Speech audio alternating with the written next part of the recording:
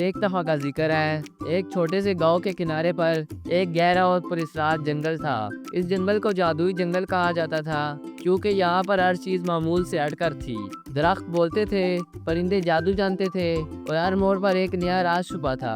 گاؤں کے بچے اس جنگل کے بارے میں کہانیاں سنتے تھے، لیکن کوئی بھی اس میں داخل ہونے کی ہمت نہیں کرتا تھا۔ ایک دن دو بہادر بچے علی اور زینب نے فیصلہ کیا کہ وہ اس جنگل کا راز جاننے کے لیے اس میں داخل ہوں گے۔ ان کے ساتھ ان کا وفادار کتا براؤنی بھی تھا۔ جیسے ہی وہ جنگل میں داخل ہوئے، انہیں ایک بولتا ہوا درخت ملا۔